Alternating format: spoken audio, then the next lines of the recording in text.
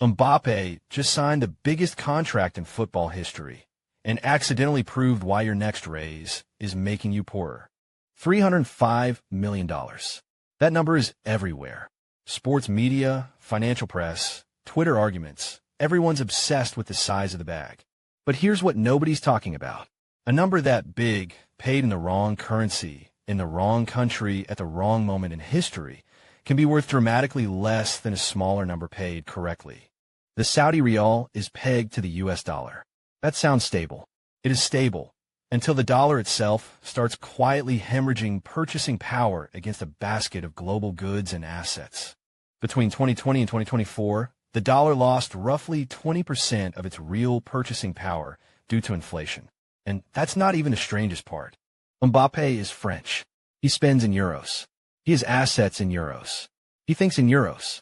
Getting paid in a dollar-pegged currency when your entire life is denominated in euros introduces a silent, invisible tax that accountants call currency risk. Run the actual numbers. Adjust for the euro-dollar spread over the contract period. Layer in Saudi Arabia's notoriously opaque tax treatment for foreign workers, and factor in the cost of living premium of Riyadh versus Paris. And that 305 million shrinks fast.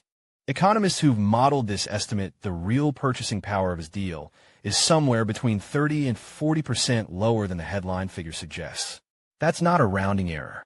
That's roughly $100 million that exists only on paper. A smaller contract, paid in euros, structured through the right tax jurisdiction, say, Portugal's non-habitual resident regime or Monaco, could have delivered more actual wealth. But $215 million in Monaco doesn't make the front page. Now here's where this stops being about a footballer you'll never meet and starts being about you. Every single year, millions of ordinary people make the exact same mistake Mbappé made. They negotiate salaries in nominal terms. They chase the big number. They ignore everything underneath it. You get offered a 15% raise to relocate from Austin to San Francisco. Sounds incredible, but San Francisco's cost of living is 80% higher. Your real wage just collapsed. You took a pay cut and celebrated it. Or you accept a 5% annual raise, an inflation that year runs at 7%. Your employer just cut your salary by 2% while writing you a thank you note. This is the core mistake. Confusing nominal gains with real gains. A nominal gain is the number. A real gain is what that number can actually buy you after inflation, after taxes, after the cost of wherever you're living. So how do you negotiate correctly?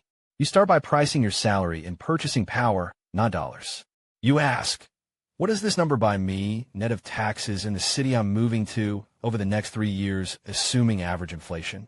Then you negotiate the real number up, not the nominal one. Push for cost of living adjustments. Push for inflation-linked raises. Push for tax-advantage compensation like stock, pension contributions, or health benefits that sit outside the income tax net entirely. The smartest employees in any company already do this. They don't ask for a bigger salary. They ask for a better structure, remote work allowances, equity, pension matching, travel reimbursements. Every dollar of benefit that doesn't get taxed as income is worth more than $1 of salary. Mbappé's advisors chased the headline. They wanted the record. They got it. And in doing so, they may have cost him the equivalent of a mid-sized skyscraper in real wealth. The number that should terrify you isn't your salary. It's the gap between what your salary says on paper and what it actually buys you. That gap is where wealth quietly goes to die. If this changed the way you think about your next negotiation, subscribe. We break down the mechanics of money that nobody teaches you. And tell me in the comments, have you ever taken a raise that actually made you poorer?